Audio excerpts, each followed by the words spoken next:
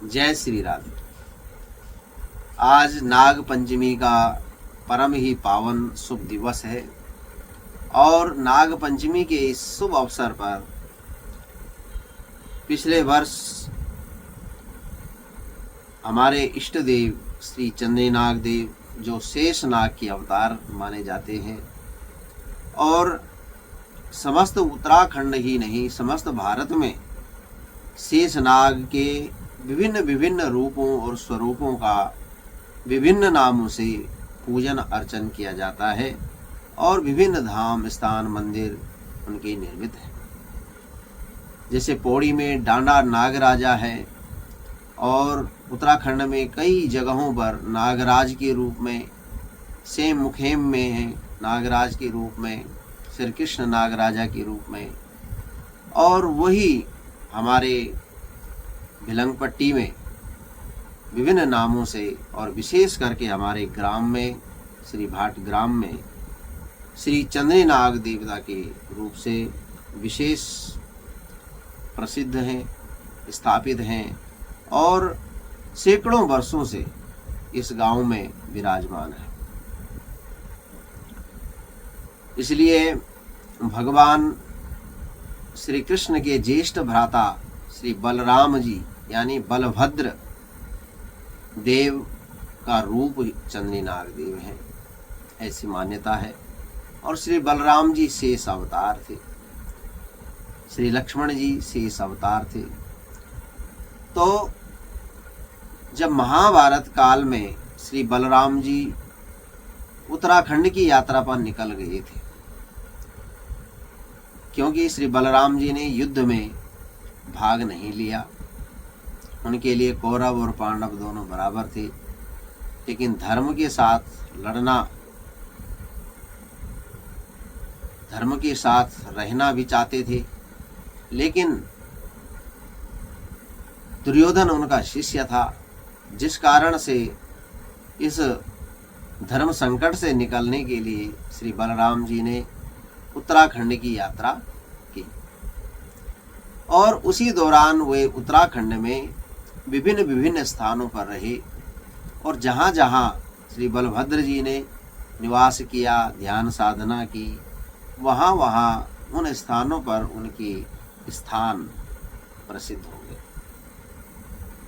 जो जो ऋषि जिस स्थान में रहते थे उन ऋषियों के पास जब वो गए तो वहीं कालांतर में वही स्थान उन बलभद्र के नाम से एक नागराजा के रूप में स्थापित हुए। ऐसा मेरा भाव है। हमारे सौनक गोत्र में विशेष करके श्री चंद्री नाग देव का बड़ा आराधना उपासना उपक्रम है और हमारा जो कुल है वो श्री चंद्री नाग देव के साथ ही इस गांव में, हमारे जहाँ गांव है उसमें आया और तब से ही इनकी आराधना उपासना हमारे ग्राम में विशेष प्रचलित है।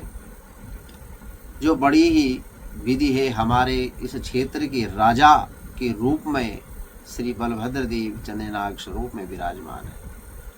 हमारे डॉक्टर, वकील, जज, थानेदार सब श्री चंद्री नाग देव है। जब भी कोई समस्या आती है, कोई विकट समस्या आती है तो श्री चंद्री नाग देव के पास ही हम सब अपने पुकार ले जाते हैं और उसका समाधान होता है।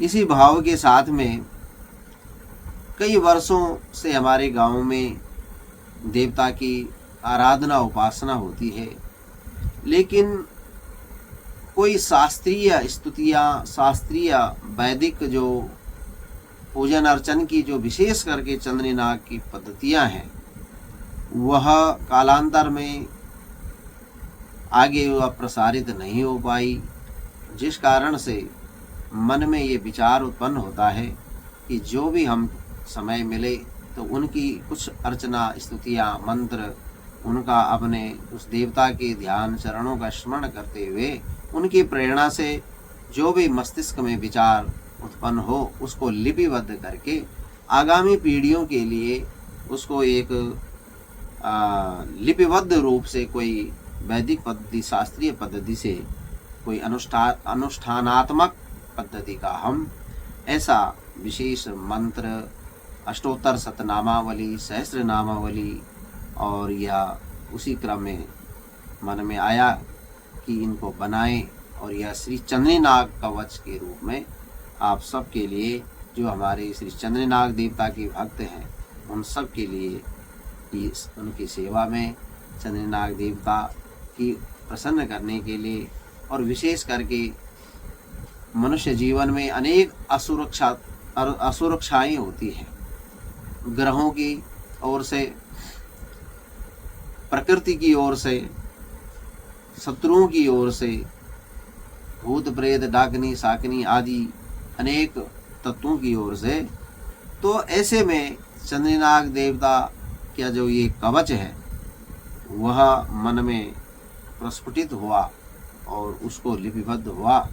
इसमें मेरा कुछ नहीं है, न मुझे इसमें इतने सामर्थ्य है कि मैं ऐसी रचना कर सकूं, लेकिन जो भी भाव जगा उसको मैंने लिखा।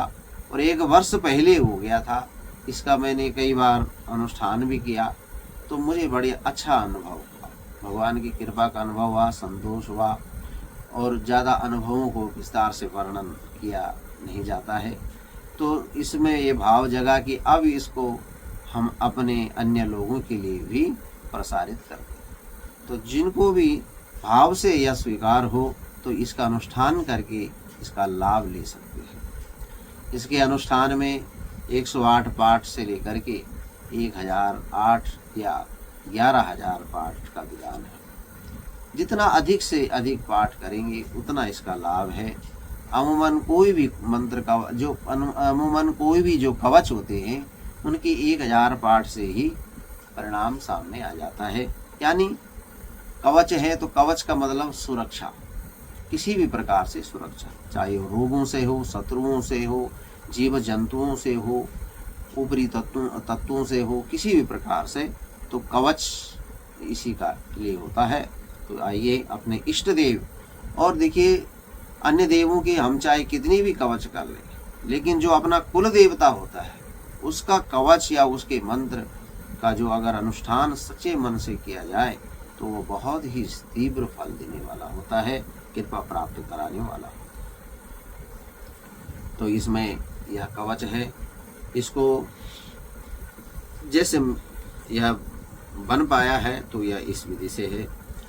धूपदीप प्रज्वलित करके पूर्वाभिमुख होकर के गणेश, अंबिका और गुरु का स्मरण करके और अपने कुलदेव श्री चंद्रनाग देव का ध्यान करके आचमन, भूतोत्साधन आदि करके, दीपक नमस्कार करके और विनियोग लेकर के संकल्प करके पहले कि मैं यह कवच पाठ कर रहा हूँ, और उसके बाद विनियोग।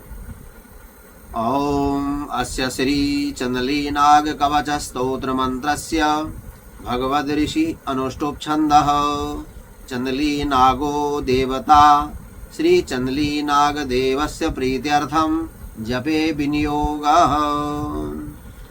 ओम श्री चंद्रलीश्वरं वंदे पीतोष्णी सा मुकुटोज्ज्वलं विष्णुदेवस्य यास्तरणं वासुकिनागस्य चाग्रजं कद्रुकस्यात्मजं वन्दे नागेश्वरः कवचं शुभं। शेषः पातु शिरोदेशं भालं पातु बलभद्रः सदा। चक्षुषी चंद्रनागः पातु श्रुति पातु शूकाधिपः। प्राणं नागराजः पातु मुखं जरत्कारुबान्धवः। पातु कंठं च मे बोल्या स्कन्धौ हलधरस्तथा। करो रेव पातु रेवतीनाथ वक्ष पातु विलंगेश्वरः। हृदयं पातु मे विष्णु साई नाभिं सहस्रमणिभूषणः। मध्यं पातु नागश्रेष्ठ कटिं ग्रामेकादशीश्वरः। ऊरु कुलदेवः पातु इष्टदेवः जानुनी सदा। अनन्तः पातु मे जङ्घे पातु पातु धरणीधरः सदा। सर्वाण्यन्नानि चाङ्गानि पातु बलरामोऽखिलं बभुः। एतद्धि चन्द्रनाग कवचम दिव्यम सर्वपाप प्रणाशनम सर्वरोग प्रशमनम सर्वदुख निवारणम आयुरारोग्य सुभदम पुत्र पौत्र प्रवर्धनम यः पठेत् शृणुयाद्वापि सर्वत्र विजयी भवेत्। ओम श्री चन्द्रनागाय नमः।